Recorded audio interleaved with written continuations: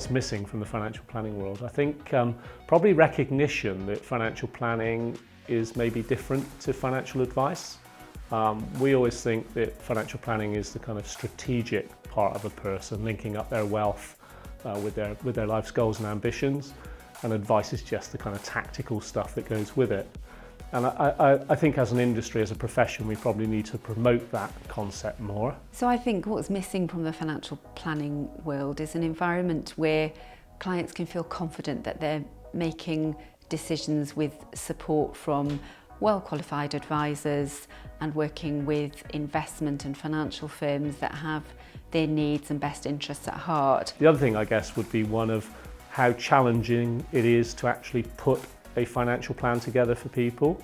Biggest challenge is getting hold of data, whether that's from product providers, occupational pension schemes. It can literally take months to bring all of that data together.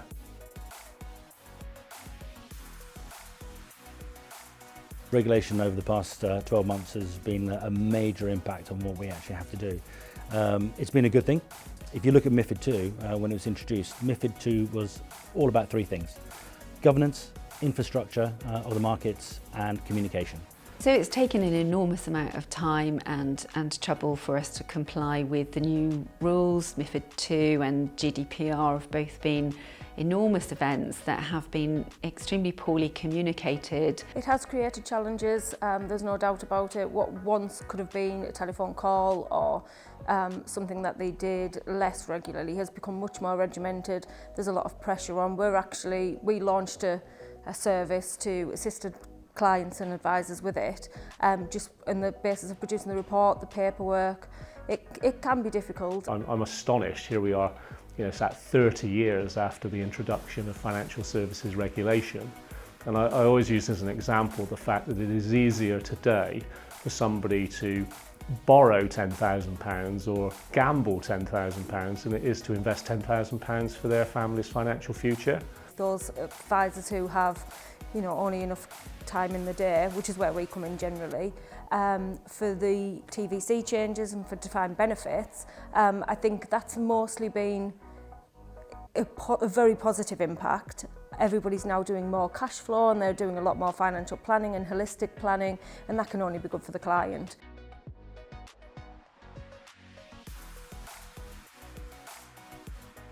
One of the areas advisors have a really strong history in is making sure that the client is educated at the point that they're investing.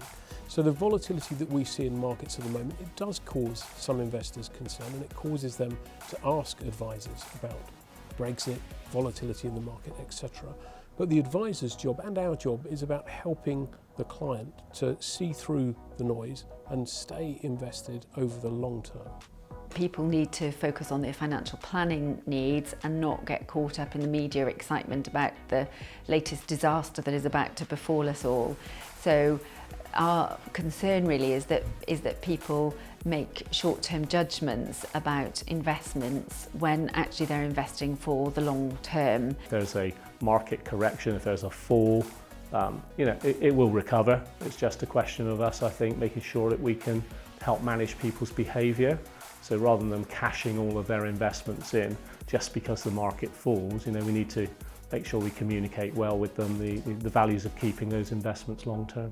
What I always say to advisors, and what I would hope they would say to their clients, is if you meet somebody and you give them sound financial advice and you do sound financial planning for them, and that is in their best interests, it doesn't really matter what happens in the wider economic markets.